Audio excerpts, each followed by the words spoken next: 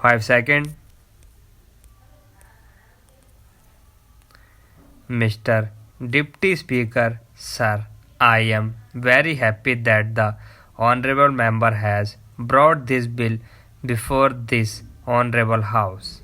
Last time, in the year 1984, when the same kind of bill was brought here through was present at that time, I could not participate in the debate when the Honorable Law Minister intervened while appreciating the spirit of the bill said that it is not possible for him to support this bill on the ground that if we include this in the fundamental rights in Article 19 then it cannot be enforced at all. He added that we must make a law which is enforceable and there is no use in passing all sorts of laws which are not in a position to implement. That was his line of argument and I think that was the correct line. I also appreciate the spirit of this bill. We know that this is a gigantic problem in this country. It is most unfortunate that 60 years after independence we are not in a position to provide jobs to our young people. This is the reason why in many states youngsters are attracted to terrorism. It is not their fault, it is our fault because we are not providing jobs to them. We are not providing any assistance to them, at least to life. That is why these youths are misguided by some people. Because of economic pressures, they are being attracted to these things and they are joining such movements.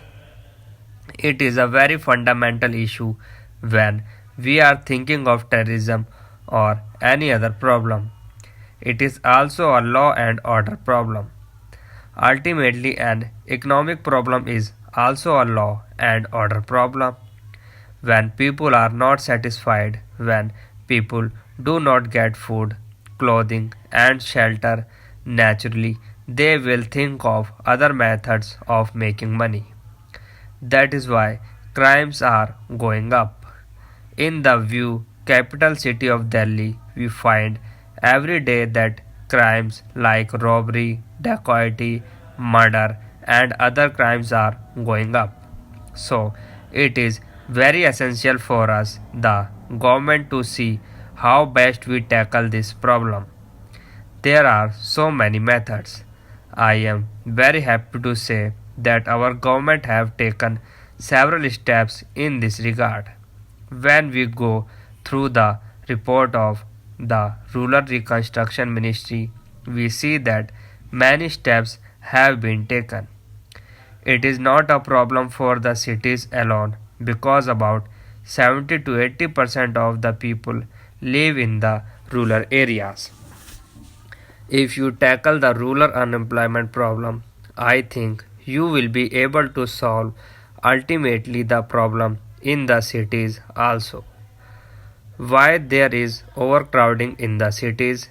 It is because the people are not getting any jobs in the villages. They are coming to the cities in search of jobs. That is why there is so much of congestion, housing problem and all sorts of things in the cities. This is a fundamental issue. If we improve the condition of the poor people in the rural areas, then we will be tackling the problem in the cities also. I am happy to say that our government, the previous government, started to tackle the problem in the rural sector by the new economic program announced by the Honorable Prime Minister. We have taken this problem very seriously, particularly in respect of land reform. Sir, that is the greatest problem facing the rural areas. Some people are owning thousands of acres. Of course, after the land reforms, the number of acres is reduced. But still there are certain problems now.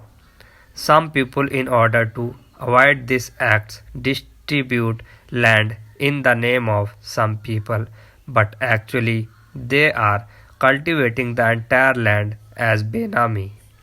This is called Benami, so that problem is also there. That is why I urge upon Honorable Law Minister, his predecessor also could not do anything while appreciating the spirit of the bill because it involves rupees 200 crores. The burden may be more than rupees 200 crores, it may be a few thousand crores of rupees. With this amount of rupees 200 crores, you will not be able to provide employment to all the people. This amount will not be sufficient. The land reforms must be taken up very seriously. If you tackle this problem, I think you will be able to solve the problem of unemployment to some extent. The poorer people who are the agricultural laborers, the Harijans and backward people who are the laborers of the landlords should be given the land about 4 or 5 acres each. After giving this land, if you provide water, electricity and other inputs, then I think they will be able to not only to cultivate that land but also raise their income sufficiently. In that way, we will be solving this problem. Apart from that, after the land reforms, when they get 4 or 5 acres of land, these poor people can also promote dairy farms, poultry farms, and grow all sorts of vegetables also.